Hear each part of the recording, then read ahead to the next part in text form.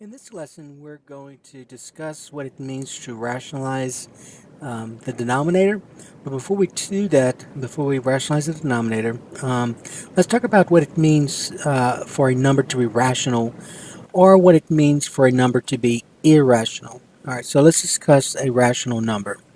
So these are examples of rational numbers. So, for example, rational numbers would be um, something like um, any whole number, any integer like -1. It could be a fraction like 3/4. It could be a terminating decimal. Remember I said a terminating decimal.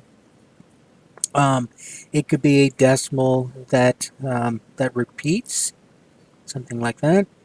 Um, it could be something like the square root of 16. And notice that the square root of 16 is 4. So basically, a rational number would be any number that can be written as a fraction a over b. So all of these numbers right here can be written as a fraction a over b, where a and b are integers, and b cannot equal 0. Okay? So just remember that you can never divide by 0, so that's why we say that b cannot be 0. So any number that's not rational would be considered an irrational number. So an irrational number is a number that is not rational. Okay, so for example, the one that you're going to deal with in this section would be something like the square root of 2. The square root of 2 is not a rational number. So if you were to use your calculator, and if you take the square root of 2, let's see, 2 square root, you get this. Now it keeps on going. I just have these digits terminating here. But notice there's no repetition. It's 1.41421356 and so on. There's an infinite number of digits, and there's no repetition. There's no repetition like there is here, 3.6666 and so on. Okay, so a rational number would be a decimal would be a decimal that does not terminate,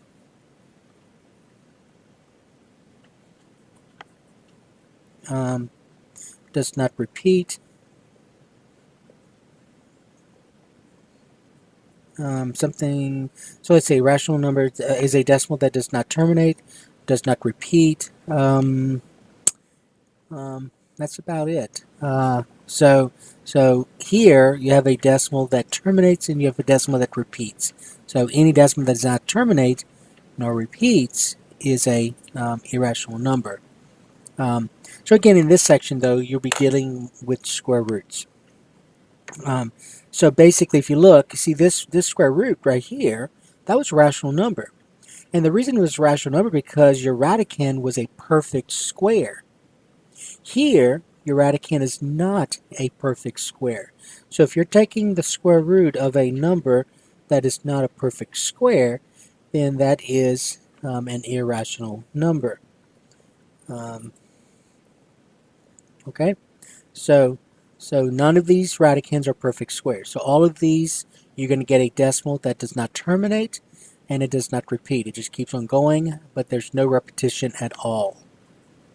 All right, so there's no way that any of these numbers right here can be written as a fraction a over b. All right, so now in this section though, we're going to use this idea to rationalize the denominators. Okay, so for example, so the directions will probably say rationalize the denominator.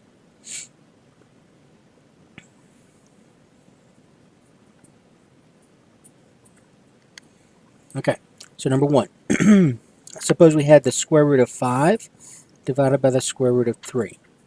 The square root of 5 divided by the square root of 3. So we have this fraction, and look at your denominator. Notice that this denominator is an irrational number. The denominator is an irrational number. Now remember, the directions say we want to make this denominator a rational number. Alright, so let's remember something we've done in the past. So for example, remember in the previous lesson when we had something like the square root of 7 times the square root of 7, and the square root of 7 times the square root of 7, remember, was just 7. So the square root of 7 itself is irrational. This square root of 7 is irrational. But when I multiply those two square roots that have the same radicand, I just get that radicand. So remember we talked about that this was a square root of 7 squared, and a square root of 7 squared is just 7.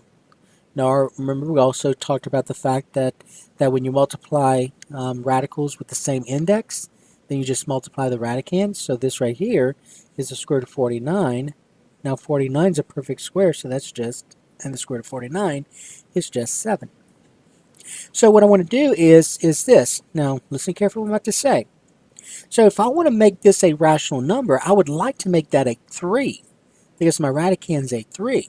So if I use that idea, well, here I had a square root of 7, and if you want to make it just 7, then I need to multiply the square root of 7 by itself. So here, what you're going to do is you're going to multiply the denominator by the square root of 3. But what I do to the denominator, remember, you have to do to the numerator. So basically, you'll multiply the numerator and the denominator by the denominator, which is the square root of 3. And now it makes sense, because if you just look at your denominator, the square root of 3 times the square root of 3 is the square root of 9. The square root of 3 times the square root of 3 is the square root of 9, which is just 3. But you could have gone directly from knowing that since the radicands are the same, it's just going to be that radicand. So my denominator is 3.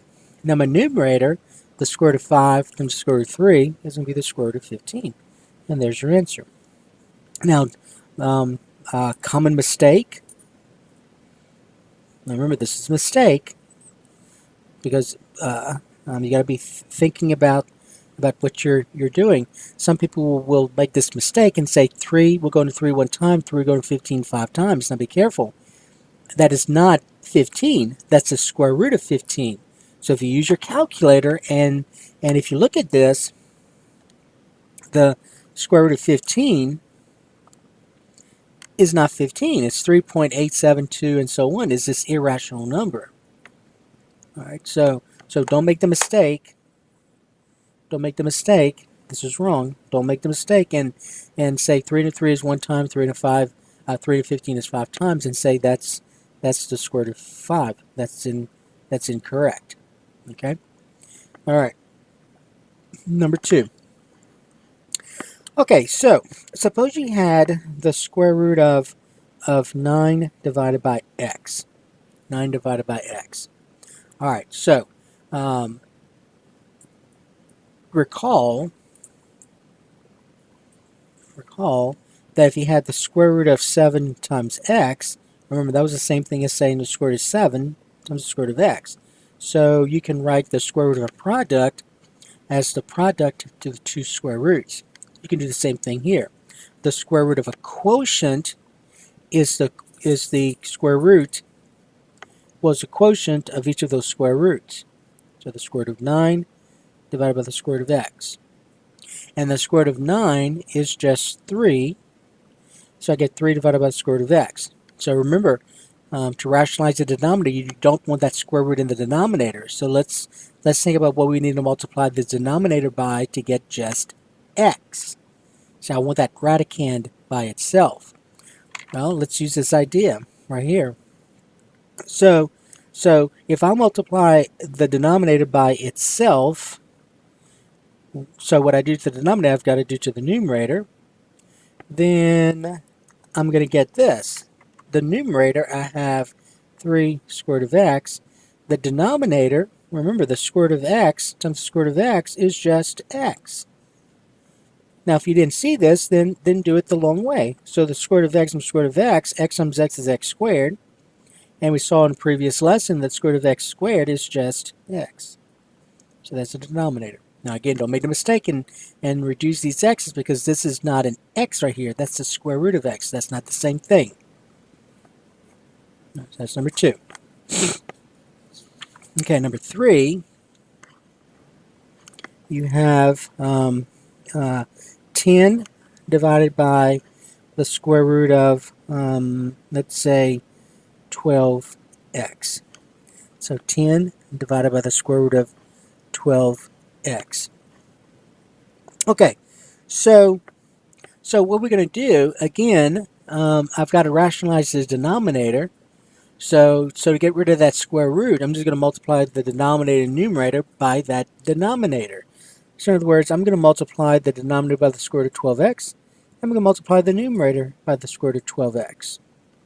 And so when I do that, I'm going to get, in the numerator, I'm going to get 10 square root of 12x divided by, and remember, the square root of 12x times the square root of 12x is just 12x.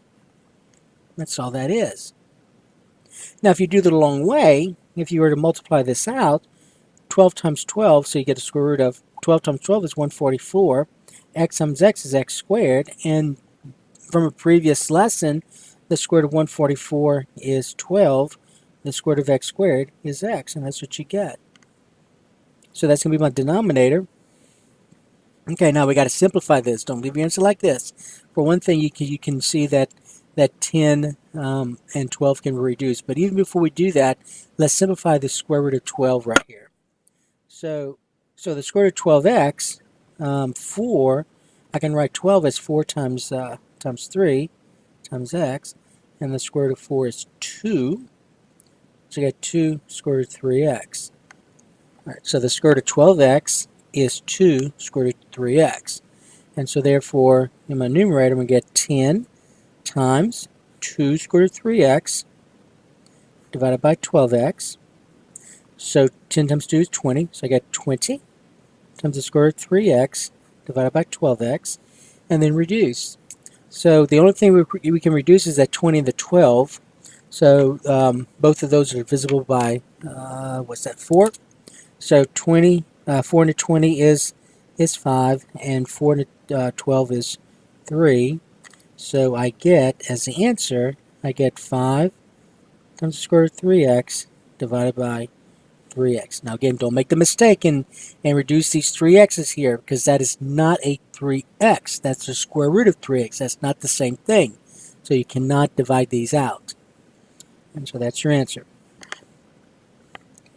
All right, number 4, suppose we had, let's see, suppose we had 14 divided by the square root of, let's say, this was 18x. All right. So same idea. Let's just see if we can do this. So I want to rationalize the denominator. So in other words, I don't want the square root of the denominator. So since that's the square root, now remember, we're only doing square roots. You could have easily had a cube root. You could have had a fourth root, a fifth root, and so on. But in this lesson, we're only dealing with square roots, and that's the simplest kind. Is just the square root. Makes things a whole lot easier just dealing with square roots. So if I'm going to try and get rid of the square root, I'm going to multiply the denominator by itself. But what I do to the denominator, I have to do to the numerator. All right, and then I'm going to get 14 times the square root of 18x divided by, now again, the square root of 18x and the square root of 18x is just 18x. And then let's simplify the square root of 18x. So let's go over here and try and figure this out. So 9 is a perfect square that goes into 18, so I'm going to get the square root of 9 times 2 times x. The square root of 9 is 3, so you get 3 square root of 2x. And so the square root of 18x is 3 square root of 2x, so that's going to go here. So I'm going to get 14 times 3 square root of 2x divided by 18x. And then 14 times 3 is 42. So I get 42 square root of 2x divided by 18x. And then let's reduce this. So in terms of 42 and 18, it looks like 6 will go into both of those. So 6 will go into 18 3 times, and 6 will go into 42 7 times. And so you're going to get 7 square root of 2x divided by 3x. Okay, now let's look at another one. So let's look at number 5. So in number 5, let's suppose we had this. All right, number 5, let's suppose we had the square root of 6x divided by 13y. So that's a y. So the square root of 6x divided by 13y. Alright, so first of all, what I'm going to do is I'm going to rewrite it. I'm going to take the square root of this quotient. I'm going to write it as a quotient of the individual square roots. So in other words, that's going to be the square root of 6x divided by the square root of 13y. Alright, that's the first thing you should do. Now let's rationalize the denominator. Let's get rid of that square root. So I'm going to multiply the denominator by itself. But again, what you do to the denominator, you have to do to the numerator. And so now I'm going to get this. Remember, I'm multiplying a square root times another square root. So all I got to do to combine this into one square root is to multiply the radicands. So let's see, 6 times 13. Let's see, 13 times 6 is 78. So I'm going to get the square root of 78xy. That's going to be the numerator. And the denominator is just 13y. Alright, now let's simplify the square root of 78 xy. So let's see if there's a perfect square other than 1 that will go into 78. Let's see. Let's try. So 4 doesn't work. Let's see. So if you look at 78, probably the best thing to do is this. And you could keep going through the perfect squares. 4 doesn't work. 9 does not work.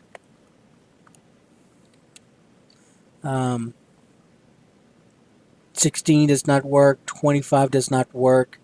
So basically, there's nothing that works. There's no perfect square other than 1 that goes into 78. So if you look at 78, that's really 78 divided by 2.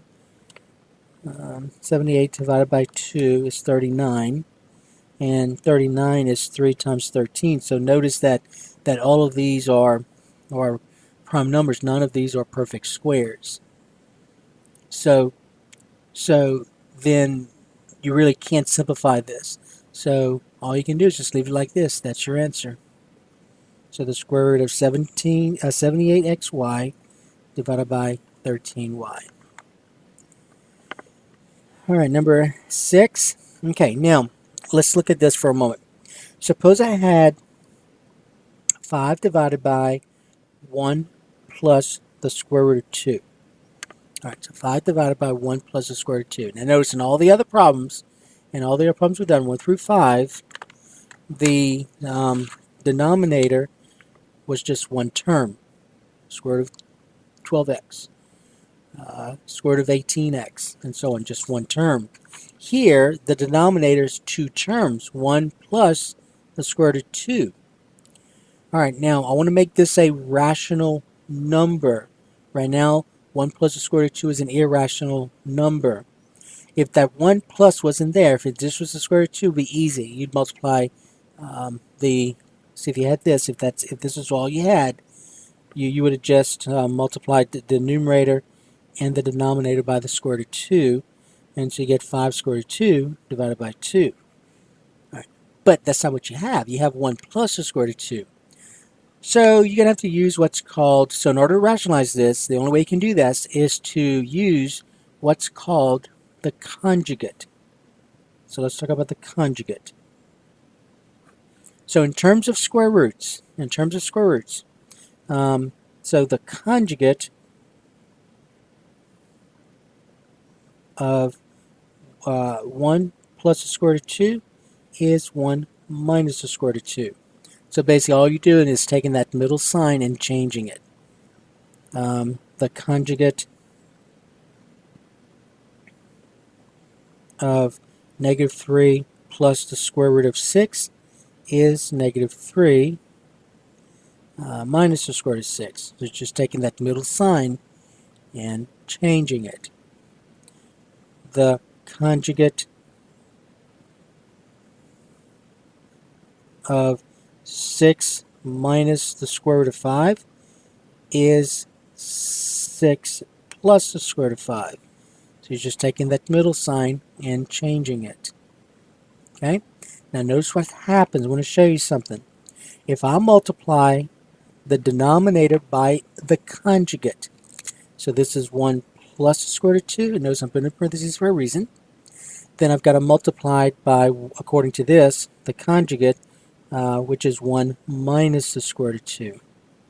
But what I do to the denominator, I have to do to the numerator. So the 5 has to also be multiplied by 1 minus the square root of 2. And so what you're going to do now is this. Notice that in the previous problem, it was very easy because that was one term times one term. The square root of 13y times the square root of 13y is just 13y. Here, though, you have a binomial times a binomial. So when you have a binomial times a binomial, remember the FOIL method. So if you're going to multiply 1 plus the square root of 2 times 1 minus the square root of 2, you're going to FOIL. And so 1 times 1 is 1. The outer, 1 times a negative square root of 2 is a negative square root of 2. The inner, square root of 2 times 1 is a positive square root of 2. And the last, first of all, a positive times a negative is a negative. And the square root of 2 times the square root of 2 is just 2. All right, now notice that when you multiply conjugates, you're going to, if you look at the outer and inner will always cancel out. And notice that you're left with a rational number, because 1 subtract 2 is a negative 1. So that's a rational number. So when you multiply conjugates, you're going to end up with a rational number. All right, so you started with an irrational number. If you want to make it a rational number, you got to multiply by its conjugate. But what you do to the denominator, you do to the numerator. And so all I did was I took these two binomials and I worked it out here, and I get negative 1. And so I get 5 times 1 minus the square root of 2 divided by negative 1. And then just remember that 5 divided by negative 1 is just negative 5. So the answer would be negative 5 times 1 minus the square root of 2, and leave your answer like this. Now, you could have, but again, leave your answer like this, but you could have, if you wanted to, distribute it at negative 5. So you could have said negative 5 times 1 to negative 5. Negative times a negative is a positive, so a negative 5 times a negative square root of 2 is a 5 square root of 2. Right, so either one is fine, but this is the one we prefer you use.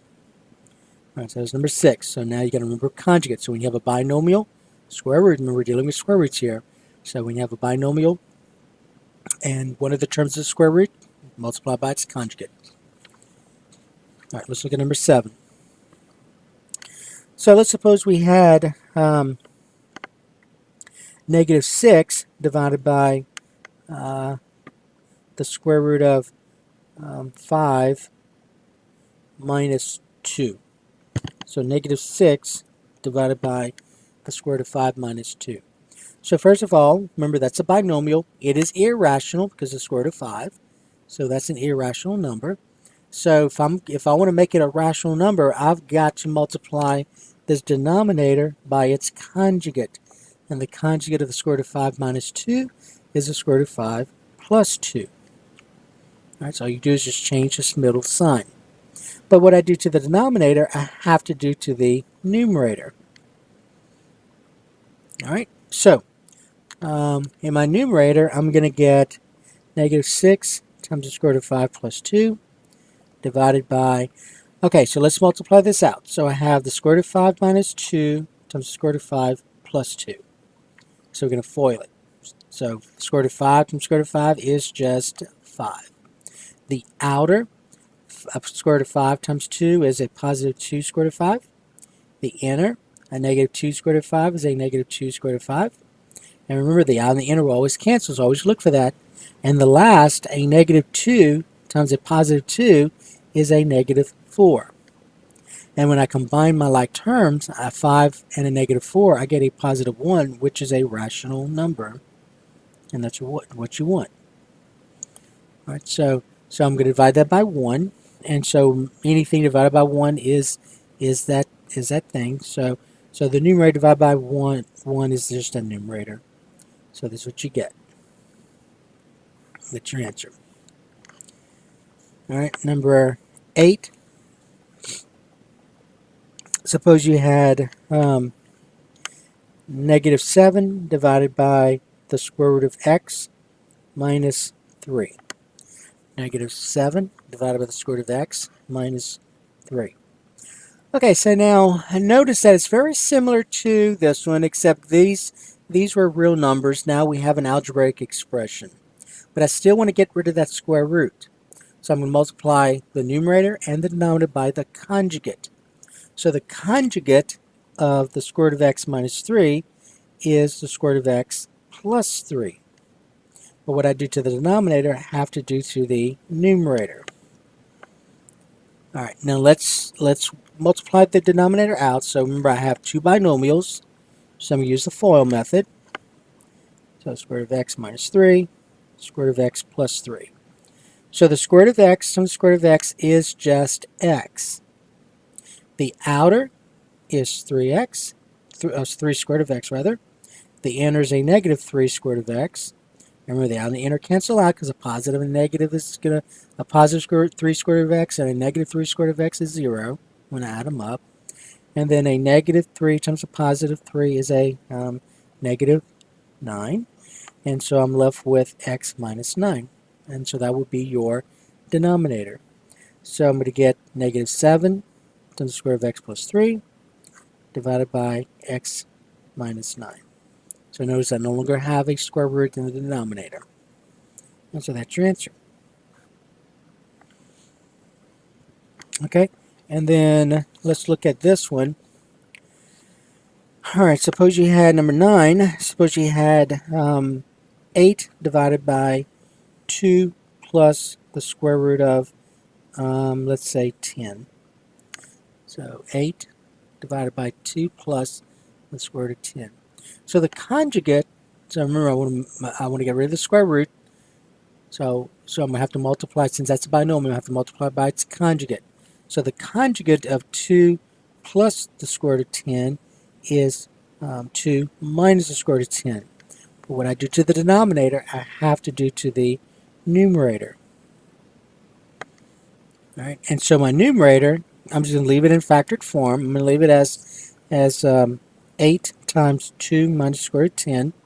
Now the denominator, I'm going to go ahead and work it out. So here's my denominator. I have 2 plus the square root of 10 times 2 minus the square root of 10. And so using the FOIL, 2 times 2 is 4. The outer and the inner, they should cancel. So if you notice, the outer is going to be a negative 2 square root of 10. The inner is a positive 2 square root of 10, and they do. And so now be careful. First of all, a positive times a negative. Positive times a negative is a negative. And the square root of 10 times the square root of 10 is just 10. And so I get 4 subtract 10, which is a negative 6. And so that's my denominator, negative 6.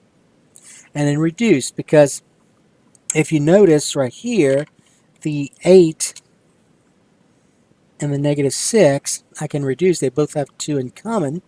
So my answer is going to be 8 divided by, well, basically you say 2 into negative 6 is a negative 3.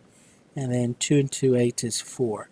So I'm going to get 4 times 2 minus the square root of 10 divided by negative 3. Or if you want to, you could put that negative out in front. So you could say negative 4 times 2 minus the square root of 10 divided by 3. Or if you want to, you can put the negative in the numerator if you want to. So you could say negative 4 times 2 minus the square root of 10 divided by positive 3 instead. So all of these are correct ways of writing the answer. Okay, so that should take care of this lesson on rationalizing the denominator. Okay?